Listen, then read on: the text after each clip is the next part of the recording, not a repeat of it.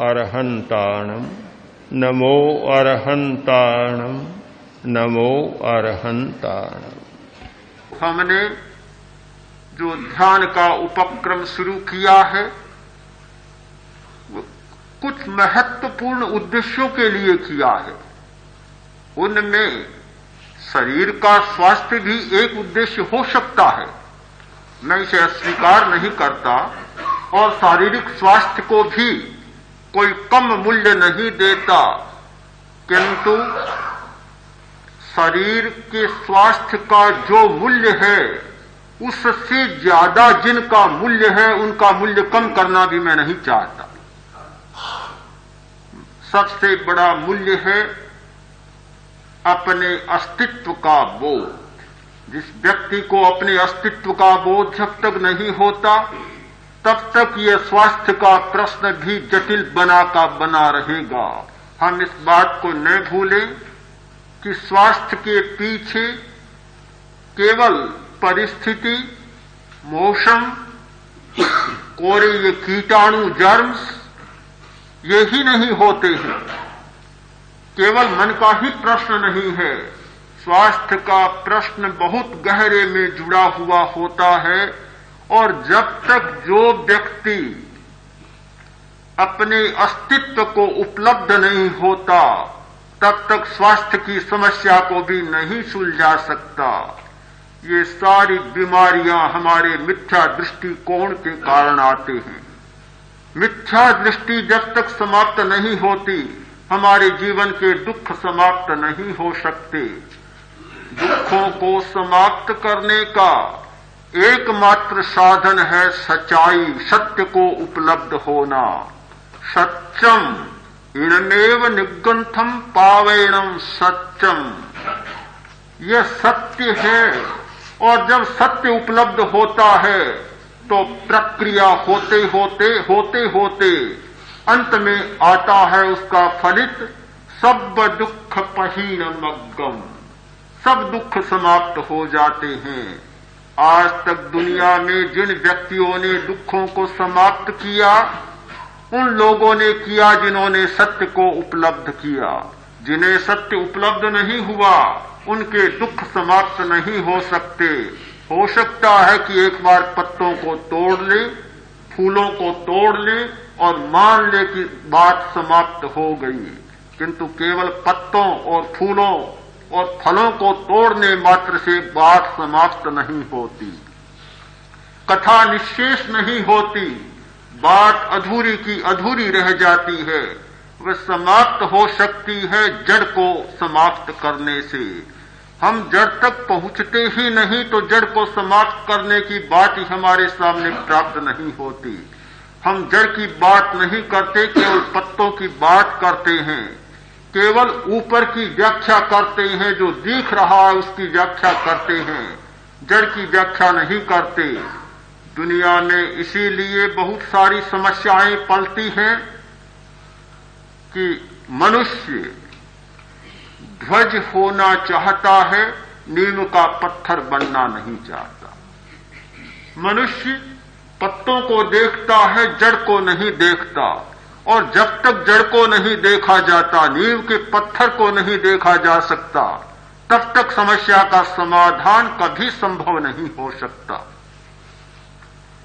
जो समस्या है मूलभूत वह है अस्तित्व की समस्या, जहां से कि यह सब कुछ आ रहा है। रोग एक दुख है, मानता हूं, अस्वास्थ्य दुख है, जन्म भी एक दुख है और मौत भी दुख है। जन्म उतना दुख नहीं, मौत उतना दुख नहीं, रोग भी उतना दुख नहीं जितना दुख मरने का भय और रोग का भय है। मरने का भय जितना दुख है उतना मरना दुख नहीं है। रोग का भय जो दुख है उतना रोग दुख नहीं है। हम एक प्रकार के अज्ञात भय से जाने अनजाने, जागते सोते इस प्रकार मन में भय को पाल लेते हैं और वह भय हमें निरंतर सताता रहता है। आप किसी घटना को लें, कोई भी घटना, दुनिया की बड़ी से बड़ी घटना, और उस घटना के साथ अपने मन को न जोड़ें, संवेदन को न जोड़ें, कोई दुख नहीं होगा। बहुत प्रसिद्ध कहानी है, किंतु इतनी मार्मिक है कि पिता पुत्र की खोज के लिए जा रहा था। बहुत समय हो गया, मिला नहीं, और इधर पुत्र भी पिता की खोज में निकला। ऐसा संयोग मिला कि एक धर्मशाला में पिता भी ठहरा, पुत्र भी ठहरा, पर पुत्र पिता को नहीं जानता और पिता पुत्र को नहीं जानता। बहुत वर्ष बीत गए। पुराने जमाने की बात, जब लंबी लंबी यात्राएं होती थी, 12 वर्ष तक जो विदेश कमाने के लिए चला गया, 12 वर्ष तक की यात्रा के बाद फिर लौटता। 12 वर्ष में पुत्र बड़ा हो गया, पिता को पता नहीं मेरा पुत्र कौन सा है। संयोग मिला कि रात को सोते सोते पुत्र के पेट में भयंकर पीड़ा पैदा हो, चिल्लाने लगा, कराहने लगा। अब पिता पास में सोया था, काफी धन कमाकर आया था, धन का अहंकार भी छाया हुआ था सिर पर। अपने कर्मचारियों से, नौकरों से, सेवकों से कहा, अरे सोने का समय कौन चिल्ला रहा है, चुप करो उसे। नौकर गए और कहा, सेठ जी सो रहे हैं, चिल्लाओ मत। उसके साथ भी आदमी था। सेवक ने कहा कि ये कोई बस की बात है, दर्द हो रहा है, बच्चा है, दर्द हो रहा है, चिल्ला रहा है। आकर बताया कि ऐसी बात है। उसने फिर कहा कि नहीं, नींद हराम हो रही है, जाओ बंद करो। फिर गए नौकर, फिर कहा, उन्होंने नहीं माना। तीसरी बार क्रोध के आवेश में आकर कहा कि जाओ, मनाही करो, चुप कर दो, और नहीं होता है तो धर्मशाला से निकाल दो, बाहर फेंक दो बोरिए बिस्तर। जब गर्भ में आदमी होता है तो और भी बड़ी समस्या बन जाती है। आदमी आए और डांटा, नहीं माना तो उसे निकालकर और बाहर फेंक दिया। बच्चे को भी बाहर ले गए। संयोग ऐसा मिला कि बहुत भारी वेदना हुई, बहुत कष्ट हुआ और प्राण चले गए। शांत हो गया, सब कुछ शांत। तब शेख ने पूछा, अरे भाई अब तो हल्ला नहीं सुनाई दे रहा है, क्या बात है? नौकरों ने कहा, हल्ला सदा के लिए समाप्त हो गया, अब कोई कोलाहल नहीं होगा। क्या हुआ कि वह मर गया। तब मन में एक प्रश्न उठा कि आखिर कौन था? बेचारा यात्री आया था, कौन था? स्वयं उठा, पता लगाया, गांव पूछा तो गांव वही निकला जिस गांव का था। पूछा भी कौन है, और जिज्ञासा बढ़ी तो बताया कि अमुक सेठ का लड़का है और अपने पिता को खोजने जा रहा था, मिलने जा रहा था। बस, या तो बाहर निकाल रहा था या अपने प्राण बाहर निकलने शुरू हो गए। अरे मेरा लड़का। बस, पहले तो वह चिल्ला रहा था और अब यह चिल्लाने लगा। वह चिल्ला रहा था तब तो शांत था, और अब यह चिल्लाने लगा तो कोई शांत करने वाला भी नहीं। मैं आपसे पूछना चाहता हूं, दुख कहां से आया? कहां से दुख आया? क्या वह लड़का मर गया इसलिए यह दुखी हुआ? यदि लड़का मर गया इसलिए दुखी होता तो 10 मिनट पहले भी दुखी हो जाता। कोई दुख नहीं हुआ, मरने पर कोई दुख नहीं हुआ, जब उसे बाहर निकाला कोई दुख नहीं हुआ।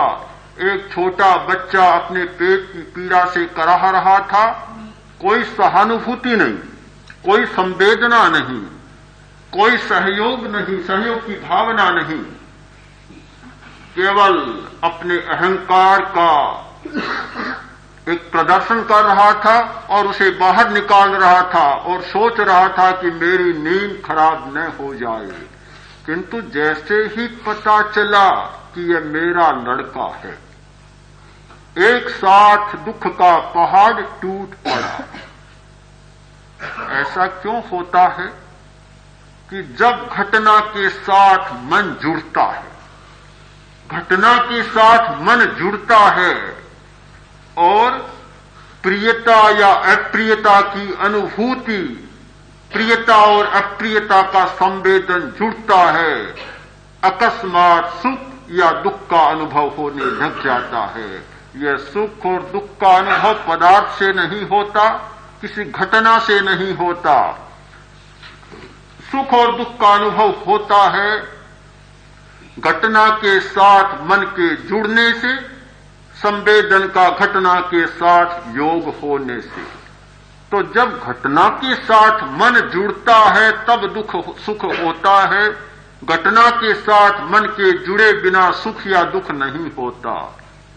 तो हमारे दुख का जो मूल है, कोई परिस्थिति नहीं, कोई पदार्थ नहीं, कोई घटना नहीं, ये सब निमित्त बन सकते हैं, किंतु जहां सुख और दुख पैदा होता है वह सारा चेतन सत्ता की अनुभूति में होता है।